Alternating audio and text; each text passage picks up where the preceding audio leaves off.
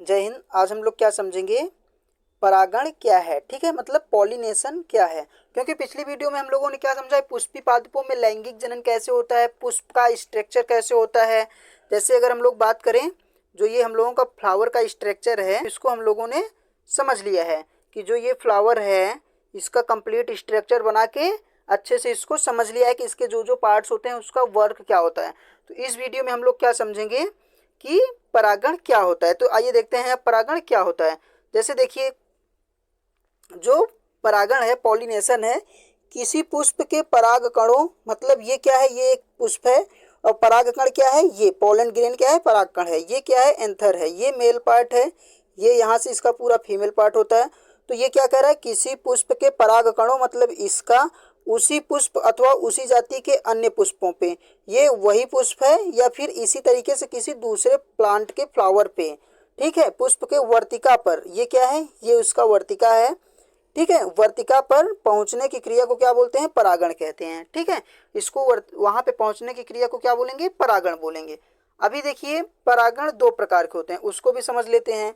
एक परागण क्या होता है, एक स्वपरागण होता है और दूसरा पर परागण। ठीक है, दूसरा क्या हो जाएगा, पर परागण। तो अभी हम लोग यहाँ पे क्या बात करेंगे, स्वपरागण की। ठीक, तो स्वपरागण क्या होता है उसको आइए हम लोग बिल्कुल समझ लेते हैं। जैसे देखिए, किसी पादप के पुष्प के परागकण उसी पुष्प के वर्तिकाग्र, मतलब स्टिग्मा पर, उसी पर या उसी पादप के किसी अन्य पुष्प के वर्तिकाग्र पर अथवा कायिक प्रजनन द्वारा तैयार किए गए उस जाति के किसी अन्य पादपों को क्या बोलेंगे, स्वपरागण कहते हैं। पुष्प वर्तिकाग्र पर पहुंचने को, ठीक, क्या बोलेंगे, स्वपरागण बोलेंगे। जैसे देखिए, क्या कह रहा है, किसी पादप के पुष्प के परागकण उसी पुष्प के वर्तिकाग्र पे, ठीक है, मतलब स्टिग्मा पे, या उसी पादप के किसी अन्य पुष्प के वर्तिकाग्र पे, दोनों चीजें हैं। मतलब यहाँ पे अगर हम लोग डायग्राम के माध्यम से समझें तो जैसे देखिए, ये क्या है, पुष्प है, मान लीजिए फ्लावर। तो ये जो पोलन ग्रेन है ये इस वाले फ्लावर पे पड़े या फिर किसी दूसरे प्लांट के फीमेल वाले पार्ट पे, मतलब स्टिग्मा, मतलब अर्थात वर्तिकाग्र पे पड़े, इसको क्या बोलेंगे, पॉलिनेशन बोलेंगे। ठीक है, तो ये भी है, पॉलिनेशन दो प्रकार के होते हैं, हमने बताया पहले, स्वपरागण और परपरागण। मतलब तो इसको भी हम लोग अब समझते हैं। तो जैसे देखिए, जो स्वपरागण है वो क्या है, स्वपरागण के लाभ की चीजें भी हैं। अभी देखिए, जैसे यहाँ पे हम लोग अब देखें तो यहाँ पे क्या हो जाएगा, ये जैसे क्या है, एंथर है, ठीक, मतलब ये मेल पार्ट है, ये फीमेल पार्ट है। तो ये पोलन ग्रेन कहाँ पे पड़ेगा, इस वर्तिकाग्र पे, मतलब स्टिग्मा पे पड़ेगा। ठीक है, फिर स्टिग्मा पे, यहाँ पे जो स्टिग्मा है, यहाँ से क्या है, ये पोलन ग्रेन जब पड़ेंगे तो वो पोलन ग्रेन पोलन ट्यूब के माध्यम से कहाँ से अटैच हो जाएंगे, पोलन न्यूक्लियर से। ठीक है, यहाँ से फिर ये चीजें ऐड होती चली जाएंगी। फिर ये ही क्या करेंगी, यहाँ पे क्या करेंगी, ये पोलन जो न्यूक्लियर होता है ये अटैच होके एक न्यूक्लियर हो जाएगा, इंडो न्यूक्लियस बनाएंगे, जाइगोट हो जाएगा उसी के अंदर। ठीक है, ये सारी चीजें सीड स्टेज बनते हुए एक नए प्लांट का क्या करेंगे, निर्माण करेंगे। इस तरीके से क्या होता है, पॉलिनेशन कंप्लीट होता है। जैसे अगर हम यहाँ पे देखें, ये क्या है, इसका ये फ्लावर का ओवरी पार्ट है, ये पिस्टिल स्टाइल है। ठीक है, ये क्या हो जाएगा, स्टिग्मा, मतलब जिसे हम लोग वर्तिका बोलते हैं, ये मेल का फिलामेंट है और ये एंथर है। ठीक है, तो ये पूरे एंथर में क्या होते हैं, पोलन ग्रेन होते हैं। ठीक है, तो वो पोलन ग्रेन जो है यहाँ पे आएंगे वर्तिकाग्र पे, इसके आने के कई माध्यम होते हैं, उसको भी हम लोग कंप्लीट समझेंगे। तो अभी देखते हैं आगे। तो जैसे देखिए, इसको हम लोगों ने देख लिया, अब देखेंगे स्वपरागण के लाभ, एडवांटेजेस ऑफ सेल्फ पॉलिनेशन।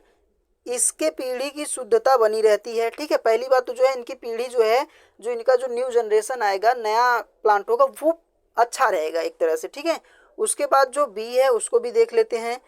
जो हो जाएगा बी, वो क्या हो जाएगा, इसमें अधिक परागकणों की आवश्यकता नहीं होती, क्योंकि इसमें जो परागकण होते हैं, अगर हम लोग बात करें इसकी, ठीक है, जो ये परागकण है इसमें अधिक परागकणों की जरूरत नहीं पड़ती, क्योंकि थोड़े से ही परागकण में यहाँ पे जो स्वपरागण होता है तो वर्तिकाग्र पे आ जाएंगे। इसमें पोलन ग्रेन का नुकसान नहीं होता, ये लॉस नहीं होता, इस वजह से ये थोड़े ही पोलन ग्रेन में अपना वो कंप्लीट कर लेते हैं। अभी देखिए, जो बी है उसमें क्या हो जाएगा कि इसमें अन्य किसी सहायक युक्ति जैसे सुगंध और मधु आदि की आवश्यकता नहीं होती। मतलब इसमें किसी अन्य की सहायता की जरूरत नहीं पड़ती कि फूल अट्रैक्टिव हो या फिर सुगंध वाला फूल हो, क्योंकि कुछ ऐसे फ्लावर भी होते हैं जिसमें जो है सुगंध नहीं होती, तो उनमें कैसे होगा, इस वजह से ये चीज़ें हैं। अभी देखिए स्वपरागण की हानियाँ, ठीक है, disadvantage of self pollination, तो उसको भी हम लोग समझते हैं। जैसे देखिए इससे उत्पन्न बीज संख्या में कम व छोटे होते हैं, इनके जो सीड होंगे वो क्या होंगे, कम होंगे, साइज भी उनकी छोटी होगी, ठीक है। बीजों को पकने में अधिक समय लगता है, इनको मेच्योर होने में इनके सीड को टाइम ज़्यादा लगता है। नई तथा स्वस्थ किस्म का निर्माण नहीं होता, मतलब इसमें जो है किसी नई प्रकार की प्रजाति का निर्माण नहीं होता है, ठीक है। तो ये चीज़ें हो जाती हैं। अभी देखिए जो पर परागण है उसको हम लोग समझते हैं। तो जो पर परागण है ये क्या हो जाएगा, जब एक पुष्प के परागकण लिंगी जनन द्वारा उत्पन्न उसी जाति के अन्य पादपों के वर्तिकाग्र पर, ठीक है, उसी जाति के अन्य पादपों के वर्तिकाग्र पर विभिन्न माध्यमों से पहुंचते हैं, तो इससे क्या बोलते हैं, पर परागण बोलते हैं, ठीक है। एक लिंगी पुष्प पपीता मक्का आदि में पाया जाता है और ये पर परागण पाया जाता है। पर परागण को कीटों द्वारा, वायु द्वारा, जल द्वारा, जंतुओं द्वारा होता है, उसको भी हम लोग समझेंगे। जैसे देखिए जो पर परागण की विधियां हैं, मेथड्स ऑफ क्रॉस पोलिनेशन, वो उसमें हमने पहला क्या है, ये कीट, क्योंकि हमने यहाँ पे कीटों द्वारा पढ़ा है, उसको देखते हैं। तो कीटों द्वारा पर परागण कैसे होता है, कीटों को आकर्षित करने के लिए पादपों में विशेष युक्तियां जैसे पुष्पों का रंग, सुगंध, मकरंद आदि अपनाई जाती हैं। कीट परागित पुष्प बड़े ही आकर्षक एवं मकरंद होते हैं, जैसे इन पुष्पों के वर्तिकाग्र प्रायः चिपचिपे होते हैं, उदाहरण के लिए अंजीर, आक और साल्विया पीपल आदि। अभी देखिए यहाँ पे एक चीज आपको दिखा देते हैं, इसने क्या बोला कि जो फ्लावर होगा वो अट्रैक्टिव होगा, जिससे क्या होते हैं, इंसेक्ट जो है, कीट जो है वो आए, सुगंधदार भी होते हैं, ठीक है। तो इसका जो वर्तिकाग्र है ये चिपचिपा भी होता है। तो मान लीजिए ये कीटों द्वारा जैसे परागण हो रहा है, तो ये कोई एक कीट आएगा और उसको क्या पता कि हम जो है फ्लावर पे कहाँ बैठ रहे हैं, कहाँ बैठना चाहिए, तो वो मान लीजिए इस पे बैठ गया, ठीक है, पोलन ग्रेन पे, मतलब इस पे बैठ जाएगा जब, तो जो पोलन ग्रेन है उसके पैरों में इस तरीके से देखिए लगा हुआ है, लग जाएगा, ठीक है। तो फिर ये चीज़ें क्या होंगी, तो ये जो है जब ये यही जीव, यही इंसेक्ट, ये मक्खी मान लेते हैं या फिर मधुमक्खी है, तो वो कहाँ पे आएगी, वो दूसरे फ्लावर के स्टिग्मा पे, वर्तिकाग्र पे जाके बैठ जाएगी, ठीक है। जब वहाँ पे बैठ जाएगी तो यहाँ पे इसका काम हो गया, इसका पॉलिनेशन हो गया, ठीक है। तो ये जो है इससे यहाँ पे पोलन ग्रेन कनेक्ट होके नया सीड बनाएगा, सीड मैच्योर होने लगेगा।